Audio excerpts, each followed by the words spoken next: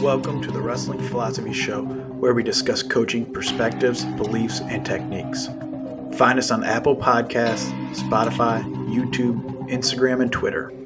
We are joined in episode 9 with Jason Russell. Coach Russell talks about his coaching roots and how it led him to Thomas More University. He shares about how he had a slow start, but how it propelled his passion in the long run. He has a counter argument to the out of bounds rules and other unique perspectives of the sport. Thanks, Coach, for your time. All right, here we are with Coach Jason Russell of Thomas More. Coach Russell, where are you joining us from today? I'm in my office here in the Thomas More Wrestling Room in Northern Kentucky. Well, thanks for taking time today. Give us a 30-second. Can you give us a 30-second snippet history of kind of your path of wrestling and how you got to Thomas More? Yeah, absolutely. So I started wrestling my freshman year of high school at a school called Columbus West, and just kind of fell in love with it right away, man. I was terrible. Went 1-21 my freshman year, but it was kind of one of those things where like I was so bad at it that I couldn't quit. Like I had to get a couple of wins, so really fell in love with the sport and developed a great love for it. And then from there ended up at Heidelberg University wrestling for Nate Shearer my freshman year. And then after that, Ned Shuck, who's currently the assistant coach at West Point. Right. And then from there, I followed Coach Shuck out to Wisconsin Whitewater, where I was a GA for 2 years. And then I ended up coming to Thomas More, coming back a little closer to home from there. Gotcha. So you're a student prince. What the heck's a student prince? It's a knight, man. It's okay. It's cool. There's a guy on ESPN, John Buchagras, who is a Heidelberg alum, and so he always gives the student princes a shout out. So it's kind of one of our little unique things. Cool. So and you guys, this is your 4th season, correct? Going into your 4th season? Yes, and 5th season for the program overall. Oh, cool, awesome. So I guess talk through. You started D3, right? Well, I guess the university, and then you kind of switched to NAIA. Fill us in on that transition, and then what is different about NAIA? Who is not familiar with that? Just kind of fill them in. Yeah, absolutely. So Thomas More started wrestling in 2016, 2017, and it was kind of a crazy situation. So they actually hired a guy to start the program, and he did a great job, recruited large numbers, and then right before that first season started, another opportunity came up for him that he ended up taking. And so Thomas More actually ended up not having a head coach the first year of the program. Oh, wow. So they had 2 graduate assistants, Aaron Banco and Richard Dowdley, 2 Cleveland, Ohio guys who I was luckily teammates with at Heidelberg. And they ran that program the first year. And then after that, they told the athletic director here, hey, we've got a buddy who's a graduate assistant. Like, we really think you should take a look at him. And so ended up getting an interview and getting the job. Super thankful for that. I've been loving my time here so far. So from there, just D3 my first 2 years. And then we made the transition last year to the NAIA. So that was our first year. And it's been great, man. I love the NAIA. So basically, the NAIA is mostly small, private, faith-based institutions. So you don't really have any public schools. I don't think a lot of people know this, but there's some public schools in the Division III, like the Wisconsin Whitewaters and the New York State schools. So with the NAIA, really all the schools are pretty similar in terms of size and all that. And some really cool things going on with the NAIA. They use a similar system to Division I in terms of like conference allocations for national qualifiers, and then conference wildcards, national wildcards, which really ensures that the best wrestlers get to the national tournament, which I love. And then another cool thing that they do is we're allowed to enter 12 guys in the postseason. So I'm not sure if you've heard that before, but that really helps us with recruiting, because it's one of those things where a kid doesn't have to look and say, oh, Thomas Moore's got a good 97, I might not get to start there right away. So, and it also helps us, if we have 2 guys around the same weight class that are both good, and, one of them, he might have to cut a ton of weight to get down to that next weight class. Well, maybe we don't have to do that now. Wow. That's huge for recruiting. Really big, right? And then I guess retention too. Not once you get them there, and kid cuts too much weight and quits or whatever it may be, and then also can offer scholarships. Is that correct? Yes, absolutely. So obviously the athletic scholarship piece has been a large part of it as well. Cool. So, what'd you take away with your time with Coach Shuck up at Whitewater? Um, the big thing Coach Shuck taught me, so I have a great relationship with him. I Mm-hmm. still call him usually once a week to learn things from him. So I'm still taking away things No, from him that's awesome. every week. But the big thing from Coach Shuck that I learned was just uncompromising standards, right? Um, holding guys to something and setting that standard and not making any exceptions. It doesn't matter if the kid, is a kid that's never going to win a college match or if the kid's a two-time national champ, right? Like he really taught me about setting the standard for your program and really building up the culture right away to what you want it to be. Cool. Was there a point you knew you wanted to coach and I guess follow him, or it just kind of got done with school? And the point where I knew I wanted to coach, I'm not sure if I'm bringing up a name here. He'd actually be a great guy to interview in the future. Okay. But my first year at Heidelberg, we had a graduate assistant. His name was Zach Mizer, Maslin Perry guy. You ever heard the name? Yeah. Oh, yeah. Yeah. So me and Zach, we have a good relationship. We like to joke around a lot on Twitter, but he's a great guy. And really, like my year with him, well, I had 2 years with him there. He really just kind of showed me what kind of impact a coach can have on a guy's life and the way a coach is supposed to be. Like, don't get me wrong, I'm close with any guy I ever coached, but he was the kind of guy, like midnight on a Friday night, if I needed to call and talk, he was there. If I wanted to get a drill at 9 a.m. on a Saturday, he was there. He was the guy, right? Cool. Yeah, he's just a guy that was always there for me and really helped me out. I can see that. Yeah, absolutely. And so it was really there where I was like, wow, like here's a guy who's here, whatever I need, and truly wants to help me reach my dreams and goals. And so I think around that time is when I started thinking like, I've had a lot of great people, including Zach, help me in my wrestling career. And, I'd like to give back and help kids reach their dreams and goals, on the wrestling mat, academically, and in their career field. Nice. That's awesome. That's a lot of guys don't realize that usually in the moment, but that's pretty cool. When you have a guy like that making an impact and you realize it's pretty cool. So, how's a newer program, if you could, obviously you're coming in after a year, but if you could have an unlimited budget, what would you put in your wrestling room? Oh gosh, man, I would, could I say the Jennings facility over there at Ohio there you State, go. Right. Yeah. That's one easy way to wrap it up real quick. I guess if you could pick one piece of equipment, I should have limited. Oh man. So this is kind of an odd one. I don't know how many people would say this, but this goes back to Coach Shuck. So if I could get one piece of equipment, man, it'd be a Jacob's ladder. Have you ever heard of one of those? Yeah. I coach and we got a rope machine, so it's not the same, but that was definitely, it was between those two. We went with kind of similar concept. Yeah, but it's just getting the shoulders. But yeah, Jacob's ladder, those are sweet. But yeah, okay. So Coach Shuck fell in love with those, and he bought one when we were at Whitewater, and we put it in the coach's office. Oh wow. Yeah. So it's one of those things where we'd literally just hop on it every once in a while and get a good workout in it. Man, that thing will kill you. Yeah, I bet. I've never used one, but they look legit. Have you seen? Have you been to the new Ohio State facility yet? Have you seen that? I actually haven't had a chance yet, man. We had a busy season this past year, and we were becoming nationally competitive, having a great year, and so we just spent a lot of time on the mat doing individual workouts and stuff, and I just wasn't able to get there for a dual meet yet. But I'm from Columbus originally, and I'm excited to get out there because I'm a big Buckeye fan.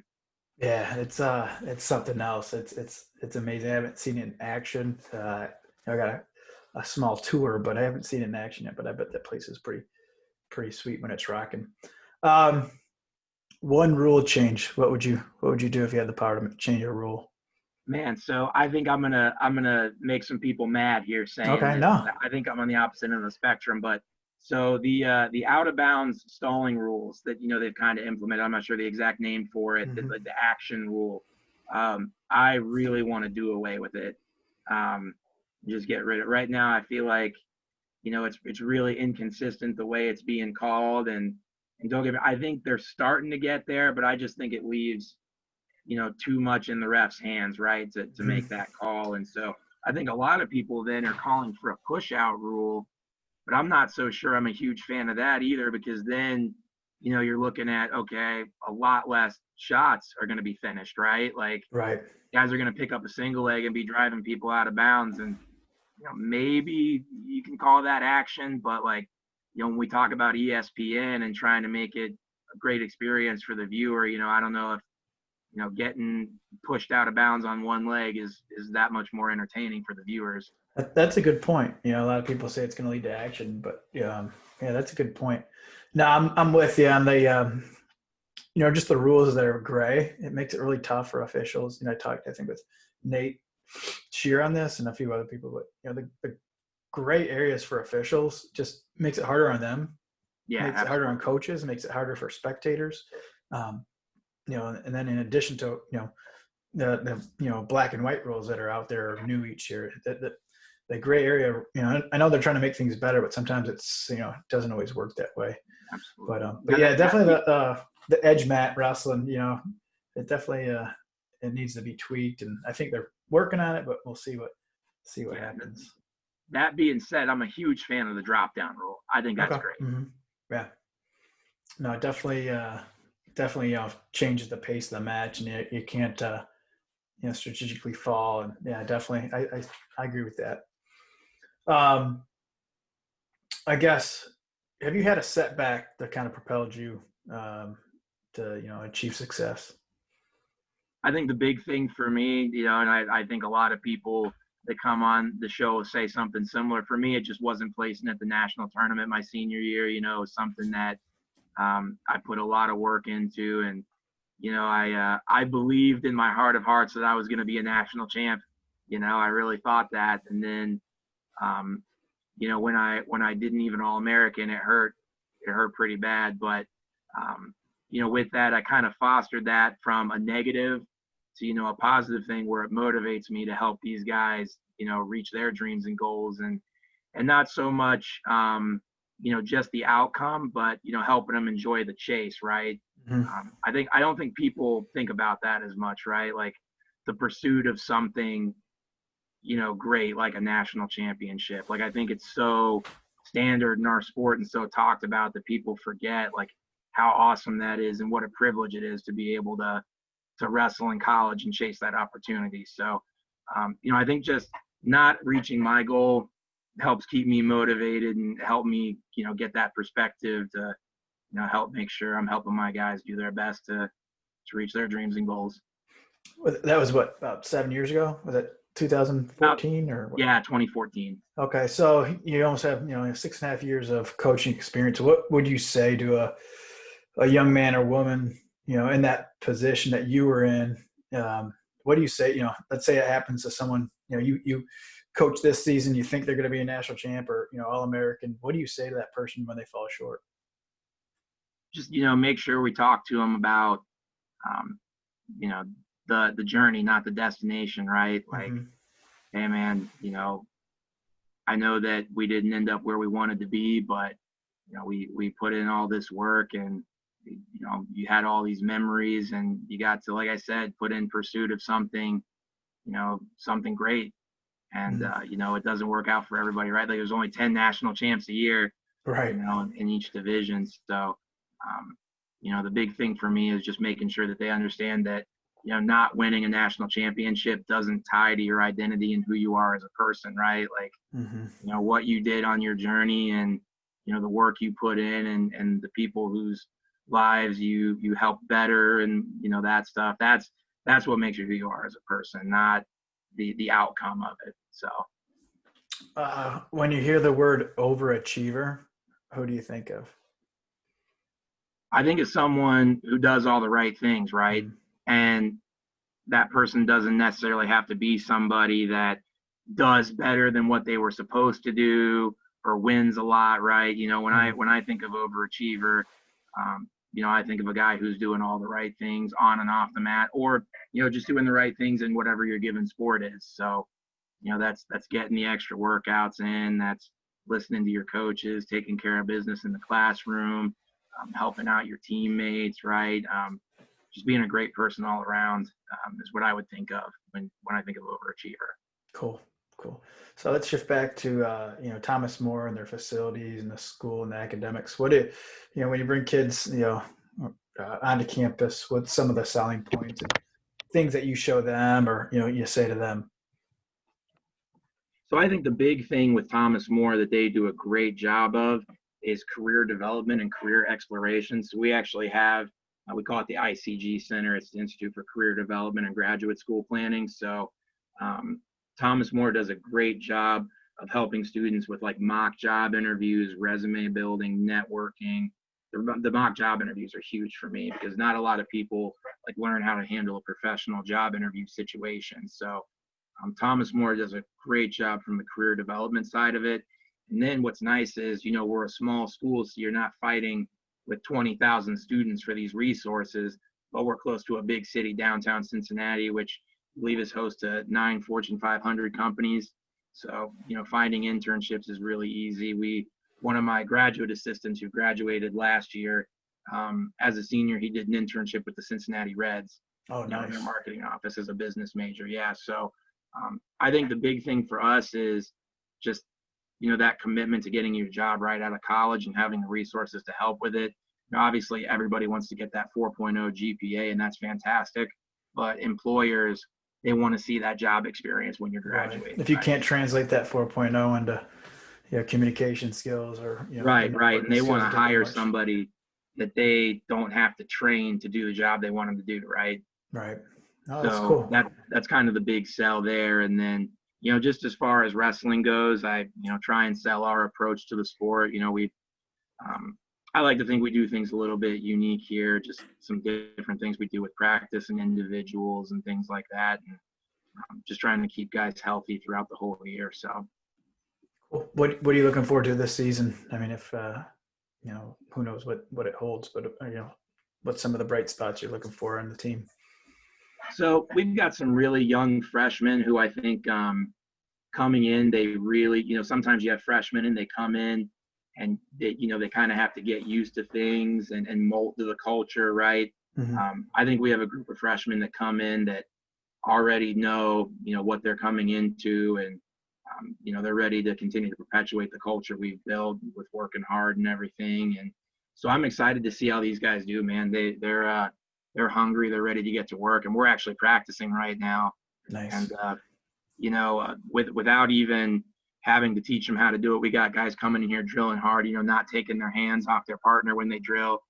And mm-hmm. when a guy hits a high crotch and he stands up and has to, bounce and shake everything out before he hits his next rep. Mm-hmm. These guys aren't doing that. They're keeping their hands on them and drilling hard right away. So I'm excited to see how this freshman class, develops throughout the year and contributes to our program.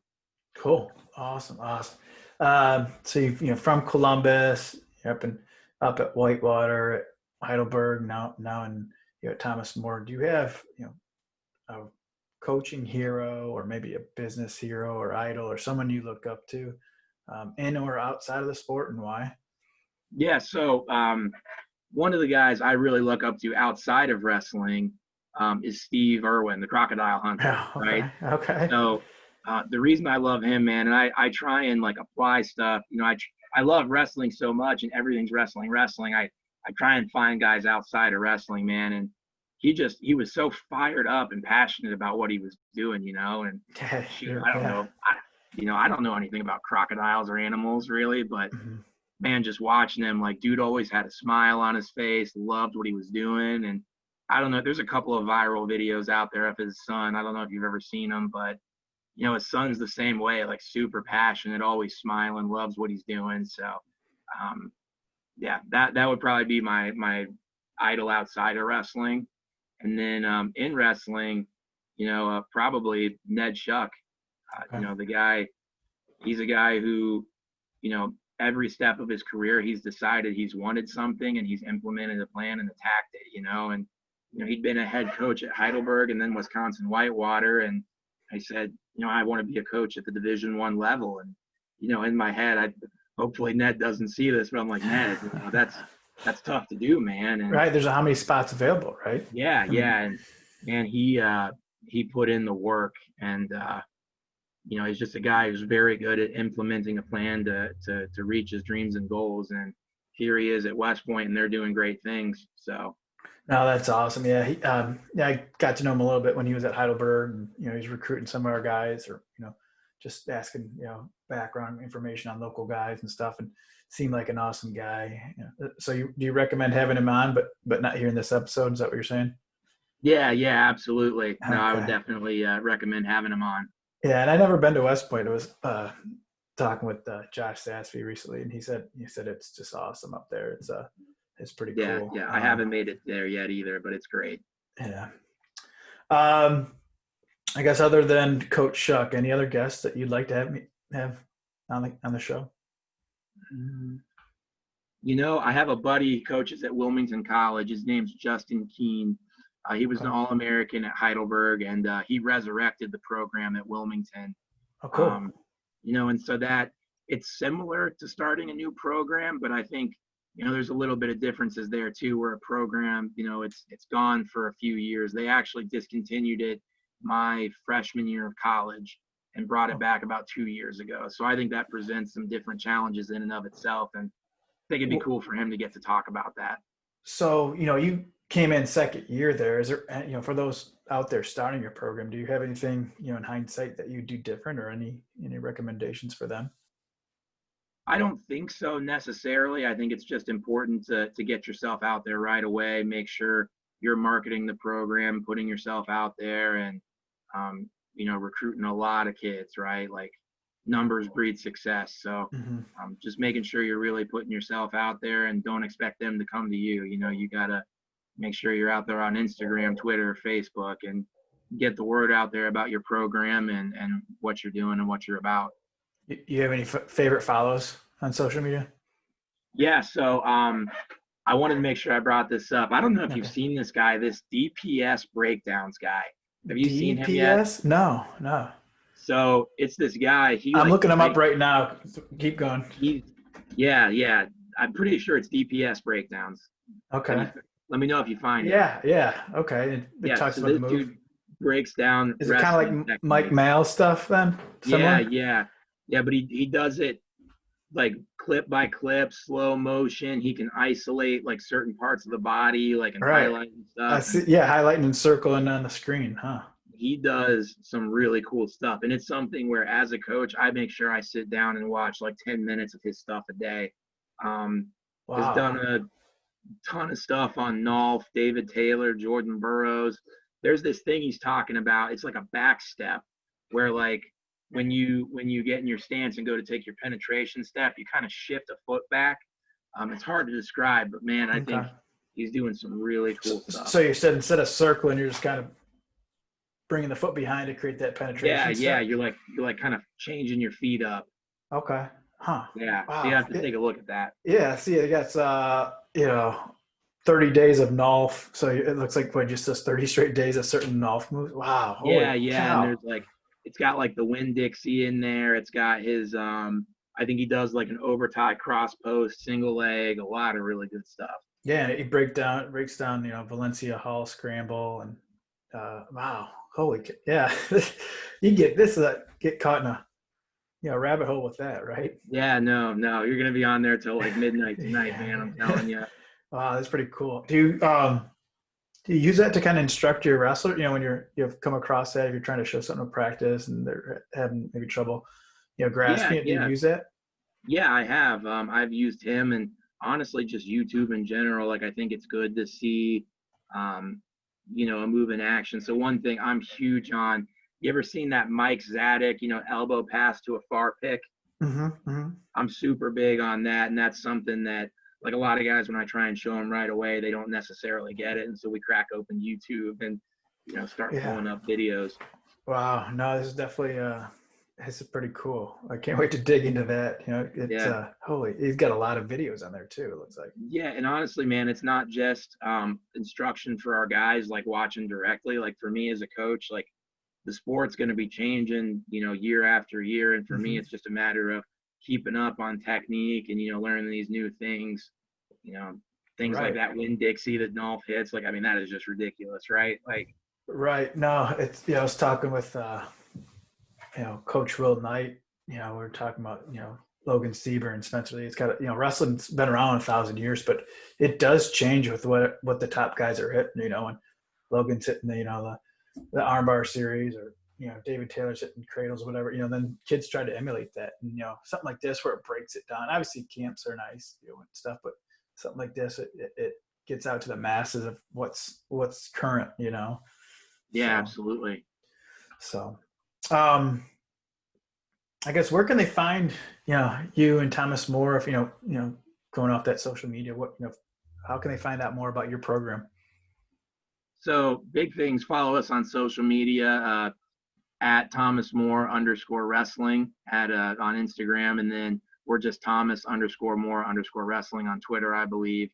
We're always, putting up stuff. Instagram's the main one. I'm a big Instagram guy. Okay. So putting up a lot of information. And then thomasmoresaints.com, super easy, our athletic website, where you can go to find more information on the program as well. And then I try and get my contact information out there as much as I can. I'm sure it's floating around on Yappy somewhere.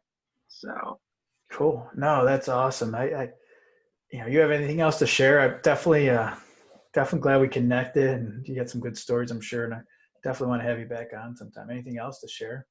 yeah, absolutely. No, not too much. Is there anything else you wanted to touch on that maybe someone else hasn't touched on yet, or? No, not right now. Like I said, we're just getting this thing rolling. Any questions you have for me? I haven't done that one yet. Ask people if they have any Yeah, questions no, for I'll me. tell you what, I do. I don't know if I have a ton of questions, but something Okay. I always wondered, man, like you and your brothers are all over the record books with like takedowns and stuff like Okay. that. Like, Yeah. do you guys wrestle like a ton of matches back then? So yeah, so essentially, come from a very small school. And a lot of people, ask that question. So come from a very small school. Did 2 or 3 sports. So our coach actually, within the rules, you're allowed 20 points. So he would modify our schedule to get the most matches because we were starting our season in November. My brothers played baseball. I did football actually all the way through senior year. So. Um, his logic was, okay, we're small school, so might be getting forfeits, so let's maximize how many matches we can get within a season. That was his whole thing. So I think my freshman year I had high 40s. By the time I graduated, my brother and I had 60 our senior year, and then they had 60 on through it. But that was his logic was, let's get them matches. That's why we're doing this. There's an article in the paper, I think, and a big one of the sports editor guys, is this healthy wrestling this many matches? Well, my senior year I had 60 matches, but I think 14 of them were forfeits. So, Gotcha. So, and then I never used injury time once in high school. So it was like, I don't know, it was kind of it was a big pushback, but so that's, I guess, how we had so many matches, and it was kind of ahead of the curve for that time. And then after that, a lot of Ohio teams mimicked that. So it was kind of the norm after that, but we were in the first of it. So, shortly after that, I know Archbold, had a lot of matches. Archbold's a big one. Yeah. And then, Edison, now they get a lot, and it's the same thing. It's D3, they're, trying to get their kids matches, because they're playing football, playing baseball in tracks. They're not getting those, sometimes not getting that freestyle season in, or, the preseason. So that was the logic with that. And obviously with the more matches, the records, just, came, but I think they're all broke now. But no, it's funny you asked that. It's not many people know that. So yeah, no, I knew that just from I saw the records back in high school, and I told my girlfriend I was going on the show, and she was asking about the host and stuff, and I'm like, oh, I'm gonna pull this up, and I'm showing her I'm not sure if I know one of the lists. I think it's wins, but there's one of the records on there where it's your family is 2, 3, and 4 on the list. I think it's career wins, but I'm not sure. Yeah, I mean, we were up there with state titles as families, but obviously Jordans and Palmer and Siebers and stuff. But yeah, I don't know what they are anymore. But the pins one, and I think my brother and I had pins in a season, and I think you guys are on there for takedowns too. Yeah, and then Tanner, obviously Nate Tanner, that was his thing, tech falls. I never was really a big takedown guy, but I did get so many a match and then go for a pin. But I don't want to make this show about me, whatsoever. But I never really went for pins until it got to be junior year. They, one of our coaches like, hey, you have a chance to break such and such record, and I was like, oh, and I need like I forget what going into sectionals, you need like 6 pins, in the last in those 3 tournaments, and so at that point, and then senior, I was like, all right, I'm going to go after pins. But yeah, Tanner was really good. He was a couple-time champ, right? Yeah, 3-time champ. He went to Clyde as a freshman, didn't qualify, and it just wasn't a fit for him over there. And he grew up, Nate and Tanner and us, and we traveled from back then, what the tournaments and stuff, so we knew them real well. And Corey and Tanner being roommates, up at Kent together, and Tanner was really, really good. So he came over to St. Mary's, and we had a good program. They just, people, when you got something rolling, they want to be a part of it, and we had good partners for him. So he came over, ended up 3-time state champion, and was he might have had the tech fall record. I don't know, statewide, but I know he was really good at takedowns. He was really slick, at top too. Know how to turn guys. Really talented wrestler. So something. We don't have to go all the way, into it today, but something I want to pick your brain about sometime is just what it's like, because you do the OAC, right? Like you're very involved in youth wrestling and stuff. And that's something for me. It's always like a culture that I was never a part of, because I didn't start wrestling until I was a freshman in high school, so it's like I wasn't really around for the youth tournaments or the crazy youth parents or It's a balancing act, It's it might be better off that you started later. If you started earlier, you might not have developed that love for it. You know what I mean? I know my parents handled it a little differently too. They, it wasn't back then. OAC wasn't when I was started my senior year, but same thing. My parents, okay, it's wrestling season. This is what you're doing. And once you're done with that, then it's on to baseball. But yeah, I was lucky for my parents. But yeah, it's definitely a balancing act, with the youth circuit and, all the tournaments out there. And I guess that's kind of the approach we have taken with the OAC is, we keep it between November and March. Doesn't mean we won't get into national tournaments in the summer and things. Actually, we were trying to do a dual tournament up at Cedar Point, but yeah, that's a whole nother topic. I'd love to have you back on and talk that, but it's definitely a balancing act, just like anything, any sport, anything in life. So, yeah, absolutely. So anything else? Sorry, not anything else. No, you're good, man.